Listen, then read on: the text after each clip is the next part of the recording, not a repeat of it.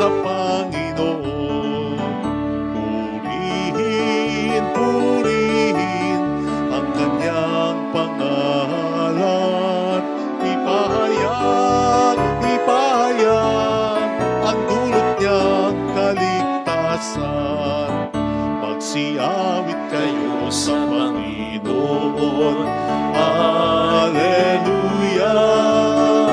Magsiawit, magsiawit, magsiawit sa Panginoon, sa Panginoon. Sa ngalan ng Ama at ng Anak ng Espiritu Santo, Amen. sumainyo ang Panginoon. At sumayo rin. Upang tayo maging marapat sa misang ito, halina't magsisimuna para sa ating mga kasalanan at pagkukulang. Tayo pong lahat, inaamin ko sa makapangyarihang Diyos at sa inyo mga kapatid, na lubha ako nagkasala sa isip, sa salita at sa gawa, at sa aking pagkukulang. Kaya sinasamo ko sa mahal na Birheng Maria, sa lahat ng mga anghel at mga banal, at sa inyo mga kapatid, na ako'y panalangin sa Panginoong ating Diyos. Kaawaan tayo ng mapagmahal na Diyos, patawarin sa ating mga sala, at patnubayan hanggang sa buhay na walang hanggan. Amen. Panginoon, kaawaan mo kami. Panginoon, kaawaan mo kami. Kristo, kaawaan mo kami. Kristo, kaawaan mo kami. Panginoon, kaawaan mo kami. Panginoon, kaawaan mo kami.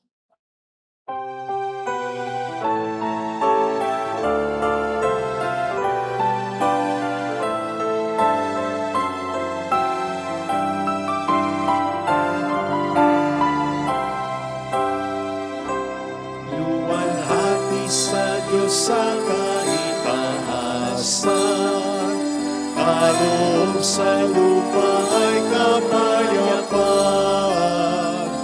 Pinupuri ka, ipinagdarasal, sinasamba ka dahil sa dakila mong kaluwalhatian. Panginoon naming Diyos sa ng langit, Amang makapangyarihan, Panginoong Jesucristo, bugtong na ng Diyos, Kordero ng Ama. Ikaw na nag-aalis ng mga kasalanan ng sanlibutan.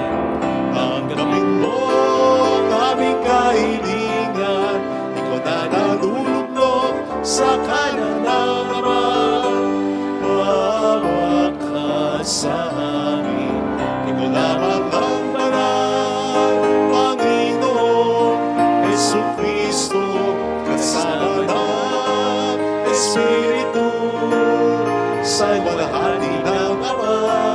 Amen, amen, amen, amen. Yumuko tayo, maaaring ibulong sa Panginoon ang ating intensyon. Nagdasal natin ang mga tumutulong sa ating simbahan, ang mga nagpapamisa ngayon, mga kasama natin ngayon sa misang ito, ang mga FW, ang mga may pinagdaraanan sa buhay. Manalangin tayo. Ama naming makapangyarihan, sa laki ng kagandahang loob mo, pinararami mo ang mga nananalig sa iyo. Tunghayan ang iyong mga hinirang na sa tubig ng binyag ay muli mong isinilang upang bihisan mo ng ligaya ng kawalang kamatayan sa pamamagitan ni Jesucristo, kasama ang Espiritu Santo magpasa walang hanggan. Amen.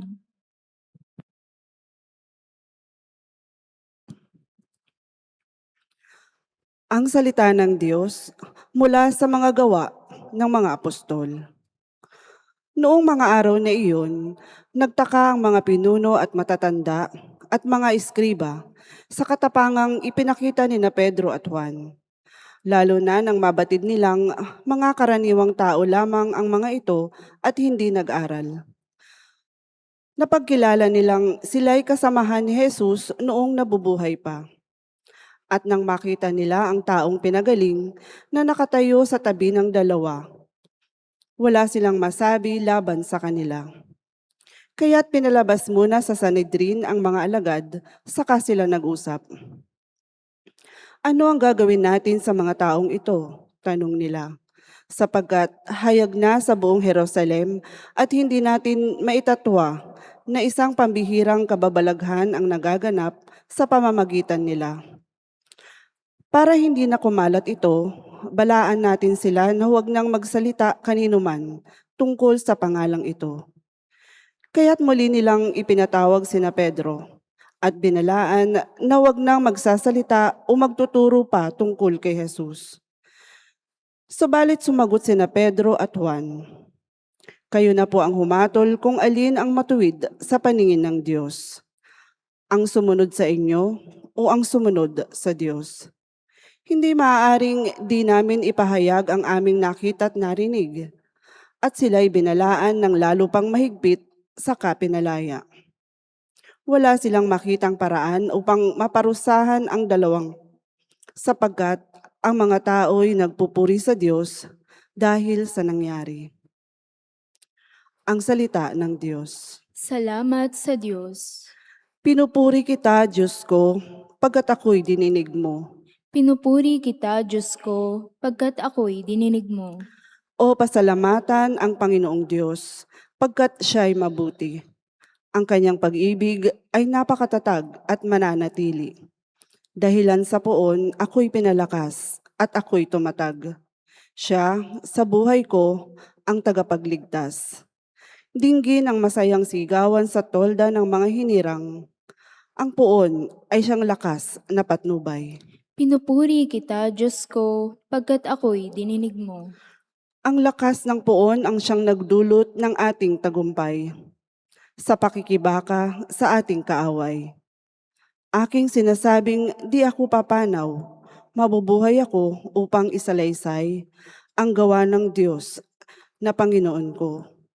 Pinagdusa ako at pinarusahan ng labis at labis, ngunit ang buhay ko'y di niya pinatid. Pinupuri kita, Diyos ko, pagkat ako'y dininig mo. Ang mga pintuan ng banal na templo'y inyo ngayong buksan. Ako ay papasok at itong Panginooy papupurihan. Ito yaong pintong pasukan ng poon, ang Panginoong Diyos.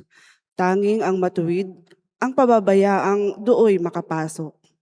Aking pinupuri, ikaw o poon, yamang pinakinggan, dininig mo ako't pinapagtagumpay. Pinupuri kita, Diyos ko, pagkat ako'y dininig mo.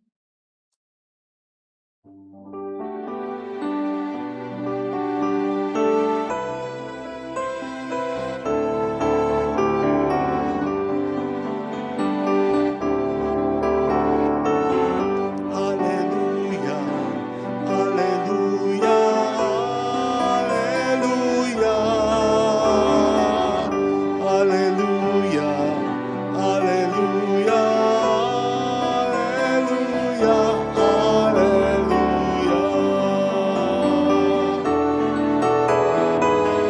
hallelujah, hallelujah, hallelujah,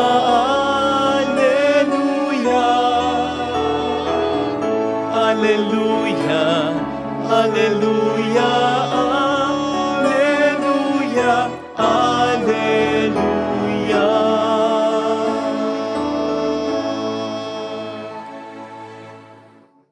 Sumainyo ang Panginoon. At sumayo rin. Ang mabuting balita po ng Panginoon ayon kay San Marcos. Papuri sa iyo, Panginoon.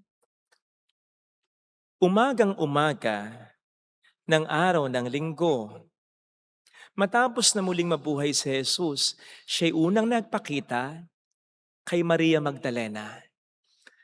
7 demonyo ang pinalayas ni Jesus sa babaeng ito. Pumunta siya sa mga alagad ni Jesus na nooy nahapis at umiiyak at ibinalita ang kanyang nakita. Ngunit hindi sila naniwala sa sinabi ni Maria na buhay si Jesus at napakita sa kanya.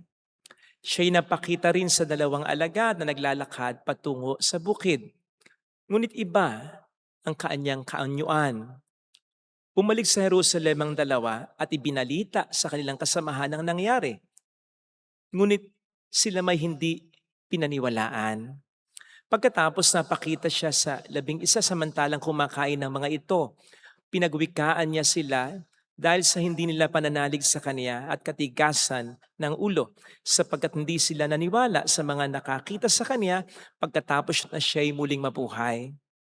At sinabi ni Jesus sa kanila, "Umayo kayo sa buong sanlibutan at ipangaral ninyo sa lahat ang mabuting balita." Mga kapatid, ang mabuting balita ng ating Panginoon. Pinupuri ka namin, Panginoong Yesukristo. Welcome sa Our Lady of Lazaret Quasay Parish, kung saan ayos lang pong umiyak. Samahan tayo ng mahal na ina sa pag-iyak, sa pagdarasal upang maging maayos ang lahat.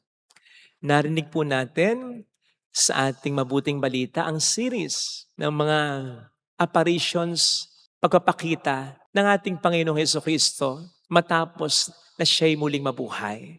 So, it also means na may mga pagkakataon na hindi nila siya nakikita. Kasi wala tayong sasabihin sa English version na He appeared to them. Sa Tagalog version na napakita siya, nagpakita. Kung sa una pa lang, nakikita na nila siya. Di ba? So, may pagkakataon na hindi siya nakikita. Kaya we can speak about apparitions. He appeared to them, nagpakita siya. Kaya siguro, ang maganda pong tanong ay, bakit kinakailangan pang ganun? Bakit kinakailangan pang at one point, hindi siya nakikita tapos magpapakita? And then, mawawala na naman siya tapos magpapakita uli siya sa iyo. Di ba? Di ba pwedeng steady na yung pagpapakita? Visible na siya, nandiyan na siya. Hindi yung kung saan-saan nagpapakita. Well, ang una po siguro na po pwede nating isagot dito ay yung kalidad ng kanyang katawan. The quality of His body. Hindi na po ito ordinary. Hindi na po ito katulad ng dati. Glorified body na po ang katawan ng ating Panginoong Hesukristo. Bagamat nakikita, nahawakan, nakakakain na pa nga, hindi na ito katulad exactly nung nauna. Kaya nga po, ito nakapapasok na sa isang silid kahit nakakandado ang mga pintuan. At kaya nga po ito, mabilis na nakakapunta kung saan-saan. And besides, hindi siya nakilala agad ng mga pinagpakitahan niya. Akala ni Maria Magdalena, hardinero siya.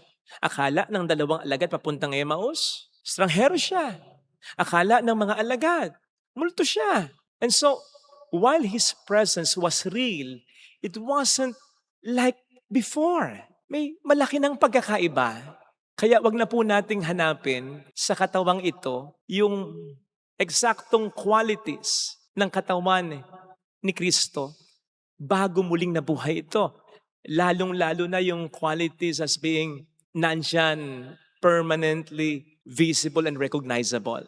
Now I think, sa mas malalim na pagninilay, ay meron siyang gustong ituro sa kanyang mga alagad kung bakit ayaw niyang permanent na nakikita nila pagkatapos na muling nabuhay siya. At yun ay upang turuan silang tumayo sa kanilang sariling mga paa.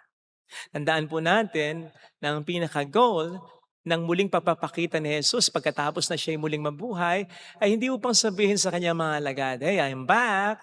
Muli niyo na akong makakasama at lagi niyo na akong makakasama at makikita." No. Because that would easily encourage dependence on Him. Ang pinaka-goal ng pagpapakita ng Panginoon sa kanyang mga disipulo unang-una ay upang patunayan na buhay na siya at para maging malakas ang loob nila. Kasi yung kaanyuan niya sa muli niyang pagpapakita matapos ang kanyang kamatayan ay statement sa kanyang mga alagad na huwag kayong kabahan sapagkat kahit di niyo pa ako nakikita, ako'y lagi niyong makakasama. Yun ang dahilan nun. Sapagkat isipin po ninyo, yung glorified state ni Jesus that time, makapupunta na siya kung saan-saan. Bukod pa sa alam niya kung nasaan ang kanyang mga alagad. At syempre, ang kanilang sitwasyon o pinagdaraanan. So hindi kaya lalakas ang loob ng mga alagad ni Kristo pag ganyan? Yan yung pinaka-sense ng sasabihin niya sa kanila later on na, "I will be with you always until the end of time." Iyon ang gustong ibigay ni Jesus sa kanyang mga disipulo. Una, ang assurance na buhay siya. Pangalawa, yung assurance na nandito ako. kasama ninyo kahit di nyo ako nakikita. Kasi nga, gusto niya na maging matatag sila. Kasi magiging mga saksi sila. Magiging presensya ni Kristo sa mundo kahit si Kristo ay hindi eksakto o physically nakikita ng mga tao. Yan po ang nakikita ko ngayon kay Pope Leo na nagiging saksi ni Kristo, presensya ni Kristo sa mundo. Lalong-lalo na ngayon na napakagulo nito. Yung tapang din niya na manindigan para sa tama, para sa mabuti. Kahit na ang maging sense nito ay parang pagkontra niya sa presidente ng Amerika. Nabalita nga po through reliable sources na galit ang presidente kay Pope Leo. Nandong may banta pa raw na pwedeng guluhin ang simbahan. Pero nabanaagan niyo po ba kahit konti lang na bumabaluktot si Pope Leo sa mga salita na kanyang binibitawan? Hindi. Una, sapagkat naninindigan siya para kay Kristo. At yung paninindigan niyang yun ang nagbibigay rin ng tapang sa kanya. In as much as pinaninindigan niya si Kristo, alam niya na kahit sino pa ang katapat niya, kakayanin niya. Yun yung narinig nating tapang ni Pedro at ni Juan sa ating unang pagbasa. Sapagkat sabi nga po nila, sino ang susundin nila? Ang Diyos o tao? Siyempre ang Diyos. Sana po bilang mga Kristiyano, magkaroon din tayo ng tapang na ganito. Yung tapang na manindigan sa kung ano ang tama, sa kung ano ang totoo. Tandaan po natin na matapos masigurado ng mga disipulo na muling ang nabuhay si Kristo, yun ang nagbigay sa kanila ng ibayong tapang para manindigan sa katotohanan. Kaya't kung hindi po natin magagawa yan, kung mananahimik tayo sa mga kamalian, kung babayaan lamang natin ang mga katiwalian, kung lalo pat makikisama tayo sa kasalanan, hindi po nagiging totoo sa ating buhay ang muling pagkabuhay. Pwedeng alam lang natin, pero hindi talaga natin pinaninindigan. Pwedeng alam lang natin hanggang isipan natin, pero hindi hanggang puso natin. Hindi hanggang pagkatao natin. Kaya sana, bilang mga Kristiyano, manindigan din po tayo sa kung ano ang tama, sa kung ano ang totoo. Which, by the way, includes paninindigan kay Kristo sa kabila ng mga problemang naranasan natin. Mga matitinding problema katulad ng sakit, katulad ng kahirapan ng buhay, katulad ng sigalot sa pamilya. Ito kasi ay challenge sa atin na ipakita ang diwa ng muling pagkabuhay. Yung kapangyarihan ni Jesus na sa kabila ng mga problemang ito ay hindi pa rin tayo tatalikod sa Kanya. Sapagkat madalas ang issue sa mga pagkakataong ito ay hindi naman siyempre presensya. Alam naman natin, hindi naman magpapakita sa Jesus eh. Pero ina-associate kasi natin yung presensya ni Jesus sa pakiramdam natin. Kaya't kapag pakiramdam natin wala siya, hindi na siya natin kasama, hindi niya dinidinig ang ating mga hinihiling sa Kanya, sinasabi agad na natin sa sarili natin, pinababayaan niya tayo, hindi niya tayo mahal, something like that. Huwag sanang ganon. Sapagkat dapat yung issue ng presence, settle na tayo dun eh. Kasi ang sinasabi sa atin ng muling pagkabuhay ng Panginoon, He is with us all the time. He may seem absent, but still He is present. Sana mga kapatid, kahit na sa mga sitwasyong ganito, manindigan pa rin tayo. Totoong buhay si Kristo. Gumagalaw siya, gumagawa siya ng paraan. Nang sa gayon, makita ang diwa ng muling pagkabuhay ni Kristo sa ating buhay. Hindi siya nagpapakita physically sapagkat gusto niya tayo ang maging presensya niya. Yung kapag tayo nanindigan sa tama at sa totoo, yung tayo naninindigan na mapagmahal at makapangyarihan pa rin buhay ang Diyos sa kabila ng mga problema natin, yun ang pagiging witness natin, pagiging saksi natin ng muling pagkabuhay, pagiging presensya ni Kristo sa ating buhay, sa buhay ng ibang tao. Ito sana ang hiling nating biyaya sa banal na pagdiriwang na ito. Ilagay natin ang ating kanang kamay sa tapat ng ating puso.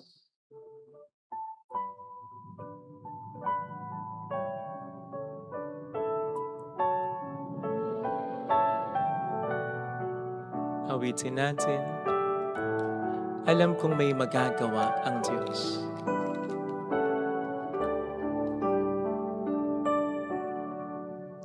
Alam kong may magagawa ang Diyos.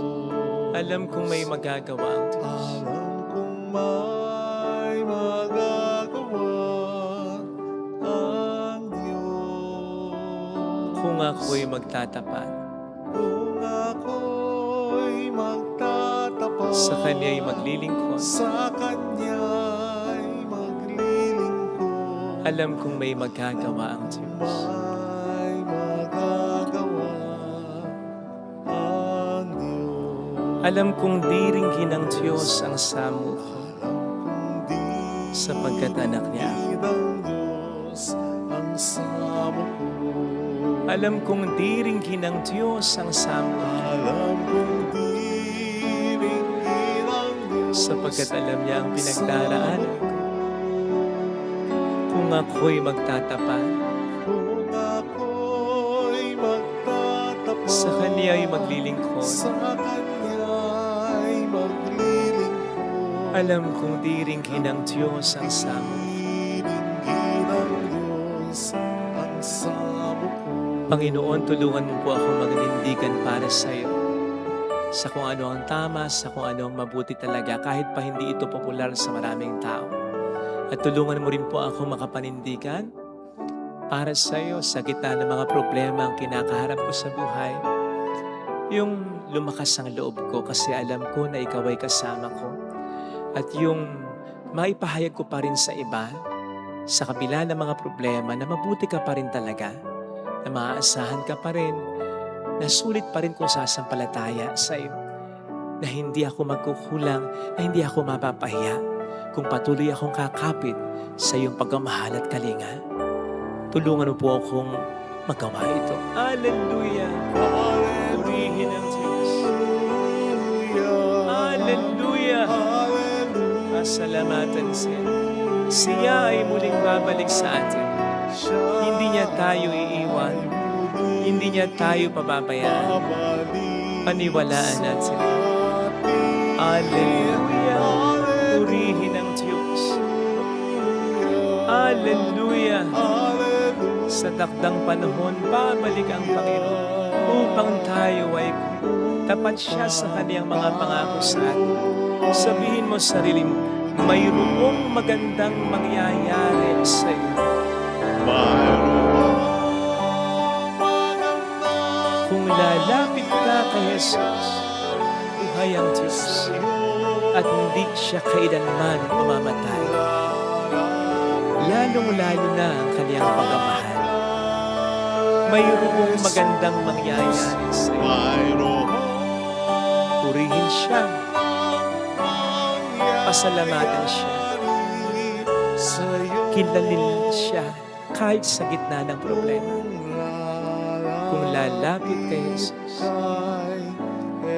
papuri sa Ama at sa Anak sa Espiritu Santo. Kapara ng sonang una, ngayon magpakailanman, magpas sa walang hanggan. Amen. Pag-aalay.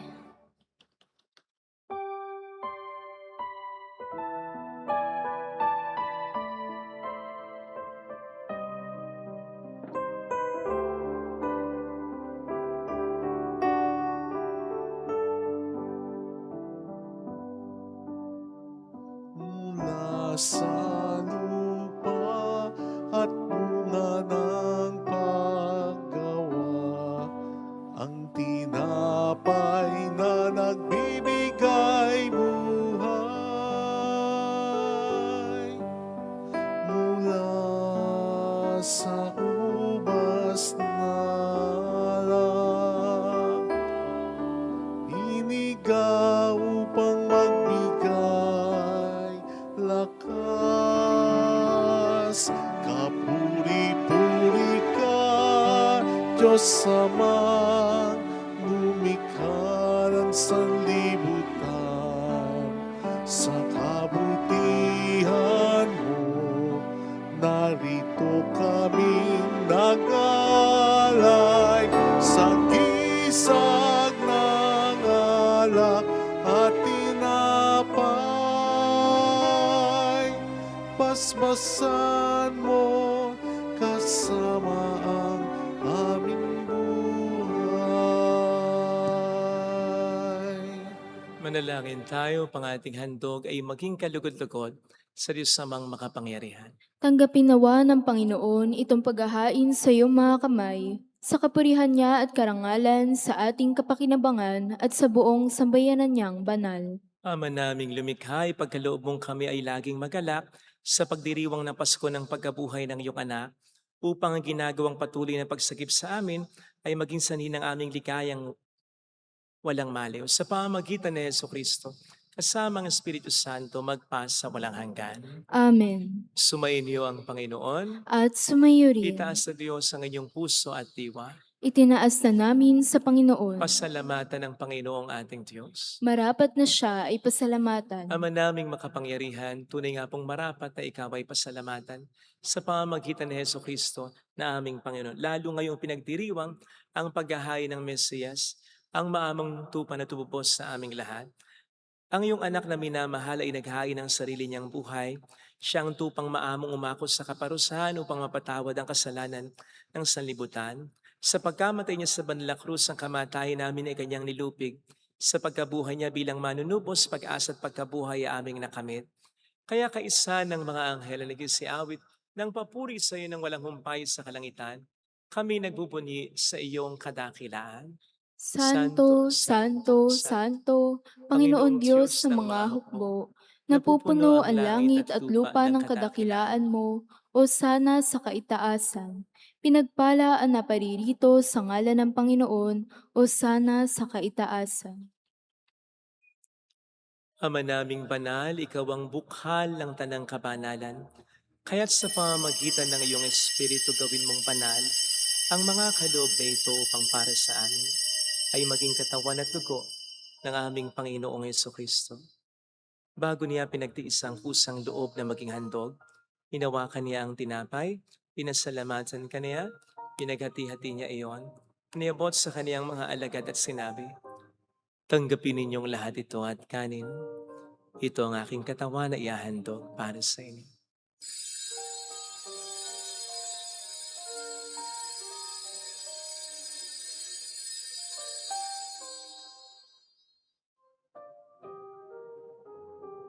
Gayon din naman nang matapos ang hapunan, hinawakan niya ang kalis, muli kaniyang pinasalamatan. Iniabot niya ang kalis sa kaniyang mga alagad at sinabi, "Tanggapin ninyong lahat ito at inumin. Ito ang kalis ng aking dugo ng bago't walang hanggang tipan. Ang aking dugo na ibubuhos para sa inyo at para sa lahat. Sa ikapagkapatawad ng mga kasalanan, gawin niyo ito sa pag-alala sa akin."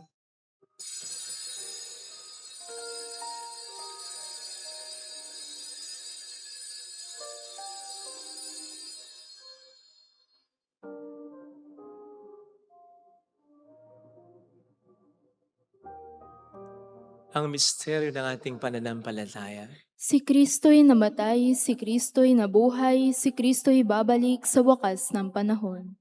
Ama, ginagawa namin ngayon ang pag-alaala sa pagkamatay at muling pagkabuhay ng iyong anak. Kaya iniali namin sa iyo ang tinapay ng buhay at ang kalis ng kaligtasan. Kami nagpapasalamat dahil kami iyong minarapat at tumayo sa harap mo para maglingkod sa iyo. Sinasamo namin kami na magsasalo sa katawan at dugo ni Kristo ay mabuklod sa pagkakaisa sa pamamagitan ng Espiritu Santo. Ama, lingapin mo ang iyong simbahang laganap sa buong daigdig. Puspusin mo kami sa pag-ibig. Kaisa, ni Leon na aming Papa, ni Dennis na aming Obispo at ng Tanang Kaparian. Alalahanin mo mga kapatid naming nahimlay nang may pag-asang sila'y muling mabubuhay, lalo ng aming mga ipagdarasan. Nagdasal natin ng ating mga kakilalang yumaw.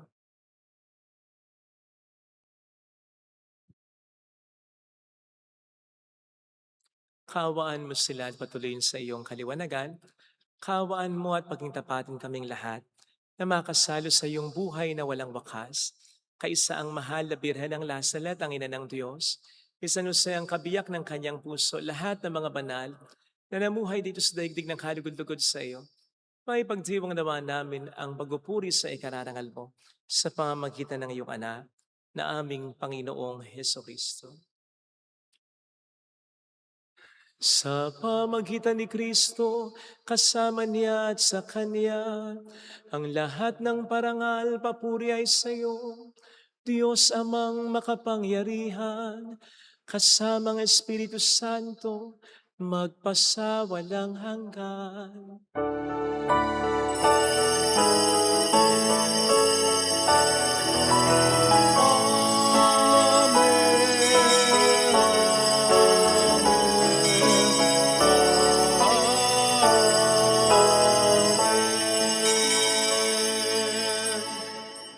Tumawag tayo sa Ama.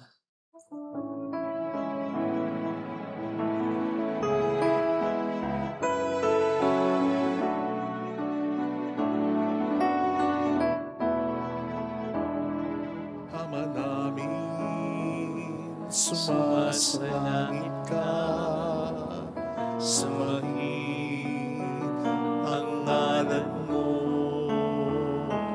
mapasamin ang kaharian mo, sundin ang loob mo dito sa lupa para nang sa langit.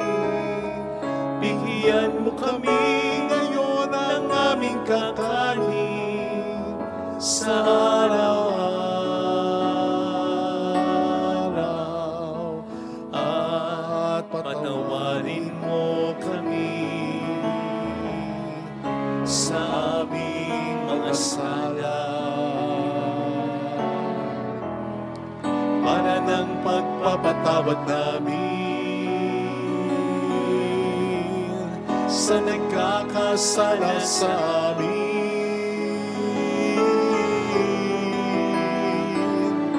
At huwag mo kami ipahintulos sa tukso, at iadya mo kami sa lahat ng masama.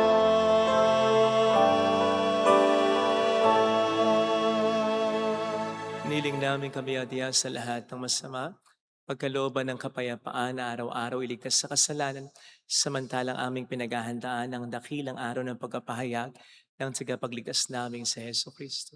Sapagkat iyo ang kaharian, ang kapangyarihan at ang kapurihan magpakailanman. Amen. Panginoong Heso Kristo, sinabi mo, sinasabi mo rin sa amin ngayon, kapayapaan ang iniiwan ko sa inyo, ang aking kapayapaan ang binibigay ko. Tunghayin mo ng aming pananampalataya, wag ang aming pagkakasala. Pagkalooban mo kami ng kapayapaan at pagkakaisa sa iyong kalooban, kasama ang Espiritu Santo magpasa walang hanggan. Amen. Ang kapayapaan ng Panginoon ay sumainyo nawang lahat. At sumayo rin. Magbigayan tayo ng kapayapaan sa isa't isa. Kapayapaan po, peace be with you. Kordero ng Diyos na nag-aalis sa mga kasalanan ng sanlibutan, maawa ka sa amin. Kordero ng Diyos na nag-aalis sa mga kasalanan ng sanlibutan, maawa ka sa amin. Kordero ng Diyos na nag-aalis sa mga kasalanan ng sanlibutan, ipagkaloob mo sa amin ang kapayapaan.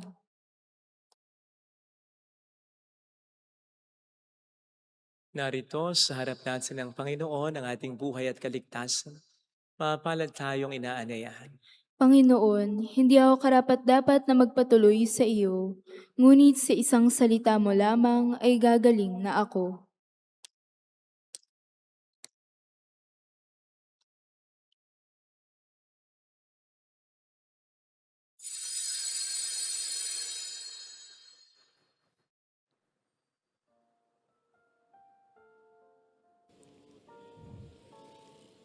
Panalangin para sa espiritual na pakikinabang. Panginoong Hesus, ako ay naniniwala na ikaw ay nasa kabanal-banalang sakramento. Iniibig kita ng higit sa lahat at ninanasa kong tanggapin ka sa aking kaluluwa. Sapagkat sa mga sandaling ito, hindi kita matatanggap sa sakramento. Tumuloy ka sa espiritu sa aking puso. Niyayakap kita na para bang naririto ka na. Inaalay ko ng buong buo ang aking sarili sa iyo. Huwag mong hayaang mawalay ako sa iyo. Amen.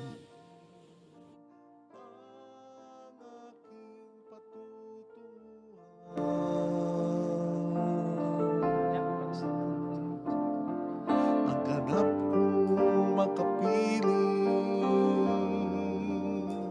ang Diyos Ama.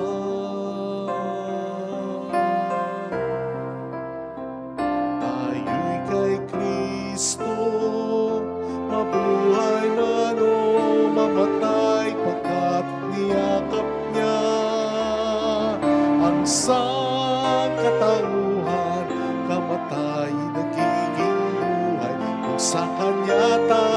makasalalay.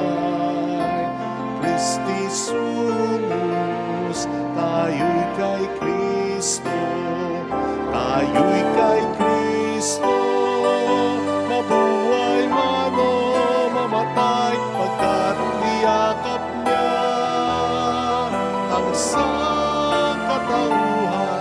Namatay, nagiging buhay, kung sa Kanya tayo makasalalay. Kristi sumus,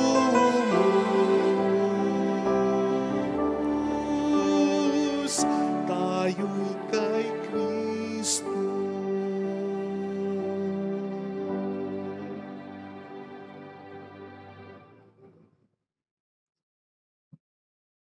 Manalangin tayo.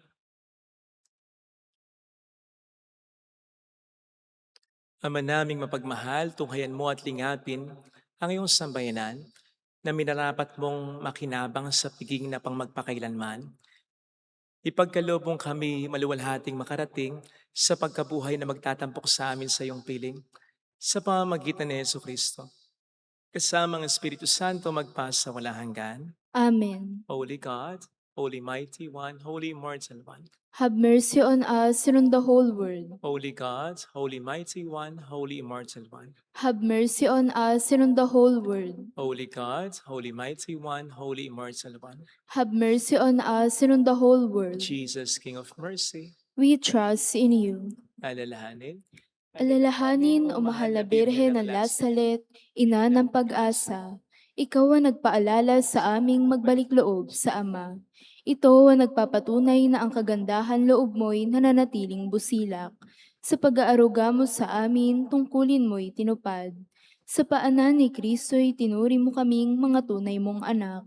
Kaya ninais mong ni isa'y huwag mapahamak, maging sa iyong walang tigil na pananalangin, pati luhay pumatak. Huwag namang mawala ng saysay ang iyong paghihirap. Hiling nawa namin sa iyo, o aming inanliyag, na matapos ang pakikibaka namin sa mundong ito at sa mananatili naming tapat kay Kristo. Sa kapurihan mo'y makibahagi kaming ganap upang kung nasaan ka ngayon ay maparoon din kaming lahat at ang kaganapan ng kalwalhatian ng Diyos sa Amay tuluyang matupad, siya nawa. Mahal na Birhen ng Lasalet ay kapagkasundo ng mga makasalanan. Ipanalangin mong walang patid, kami mga dumudulog sa iyo. Maraming pong salamat sa inyong pakikisa sa mga tulong na binibigay ninyo. Salamat po ng marami. Sumayin niyo ang Panginoon. At sumayo rin. Pagpalain kayo kasama ang ating pamilya na mapagmahal na Diyos, ng Ama at ng Anak at ng Espiritu Santo. Amen. Humayo tayo sa kapayapaan ni Kristong muling nabuhay. Aleluya, aleluya. Salamat sa Diyos. Aleluya, aleluya.